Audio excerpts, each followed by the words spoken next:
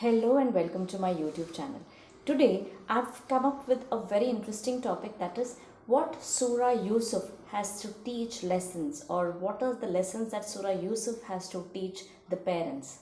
Yes, in parents' perspective, if you start reciting Surah Yusuf and read the tafsir, you're able to understand what are the lessons it has to teach. Very profound lessons, and I don't want to go in detail about all the tafsir or maybe the story of Surah Yusuf, but I just want to give you an insight about the lessons that Surah Yusuf has to teach us.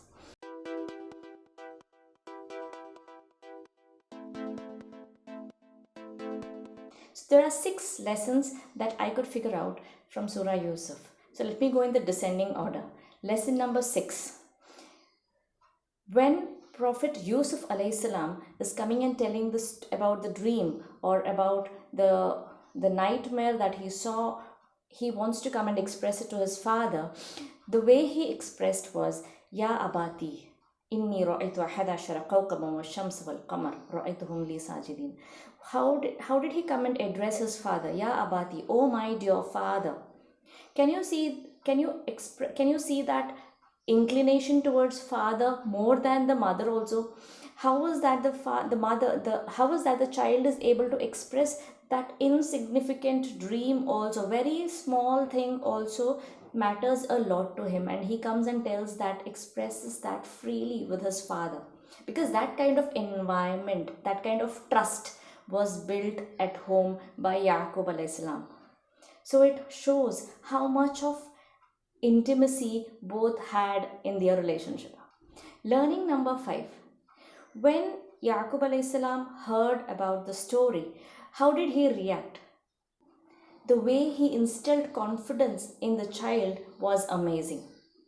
He said, Allah has chosen you for something great. He is going to favor upon you just like how he has favored upon Ibrahim alayhi salam and Ishaq alayhi salam. Can you imagine? This confidence that Yusuf alayhi salam got from his father, he was able to again present that when Abdul Aziz of Egypt has asked him when he released him from the prison, and he asked him, what exactly you want? Yusuf alayhi salam demanded that I want to become the treasurer, and he demanded for the keys. Can you imagine that confidence? It was because at a very young age, this confidence was instilled by his father. So we need to understand what are those minute things that we have never reflected earlier while reciting or while reading Surah Yusuf. Lesson number 4. By going through the story, we have understood that at a very young age, both the father and the son were separated. We know that Yusuf alayhi salam got separated from his father because of his own siblings. But in spite of that, the young child was able to get, when the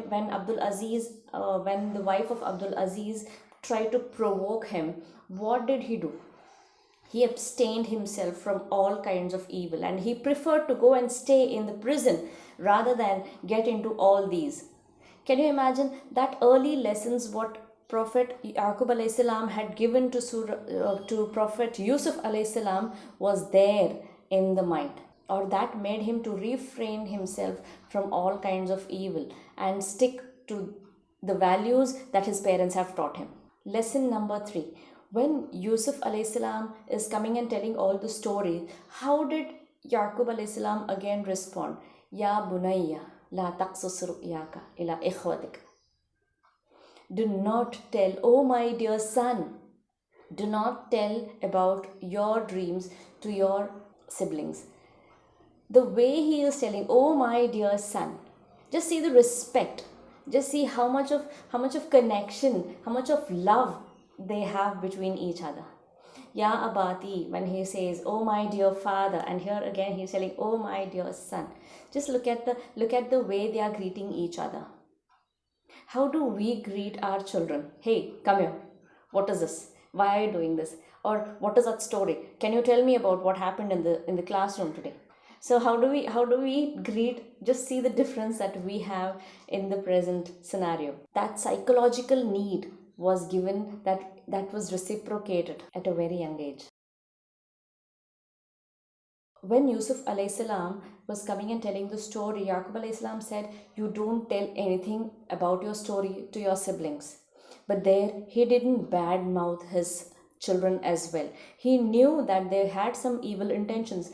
Despite that, he didn't want Yusuf alayhi salam to have some bad opinion about his own siblings, and that's the reason he said, "Shaitan may provoke them.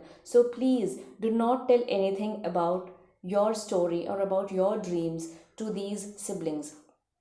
The very reason was he didn't want to have that hatred, he didn't want to have that miscommunication between the siblings, and that's the reason he didn't badmouth them. He just said, maybe shaitan may provoke them to do something bad about it, so don't go to tell anything about your dreams. Now see how wisely he's trying to give all that details to that young age or that young soul. Learning number one, which I like the most, which is very, very profound, that is the nature, is the analogy between the nature and the family. That is, the sun is compared to the father, and moon is compared to the mother, and 11 stars are compared to children, 11 children of Yaqub alayhi salam. The nature of sun is depicted to be bright, secure, and also very strong. And when the sun is strong, also the moon becomes serene and submissive, very quiet, calm, and cool. When there is any conflict, when there is any dispute, always what happens? Eclipse takes place, right? So it is better to have that same nature of sun and nature of moon. When you have some disputes there, when you have some confusions there, eclipse also takes place. So it is clearly understood that if the father is able to take the responsibilities and also having all he's taking the charge and seeing to it that he gives all his he's rendering all his duties really well, then even the children and the family, the mother, the family, the children, all are feeling safe, secure, and cool. Don't you think this is an amazing analogy that Allah subhanahu wa ta'ala has mentioned in the Quran? Do let me know in the comment section, how did you feel about Surah Yusuf now? Go ahead and read that surah again in the parents' perspective and let me know in the comment section what are your feelings about it. If you are really concerned about teenagers and parenting, let us know so that we can have one-on-one call and have a consultation with each other and try to figure out what is the problem that you are facing. Inshallah, I'm going to help you out with the techniques that we have mastered so that it can create some changes in your life. The link is given in the description box. You can go ahead and book a call right away.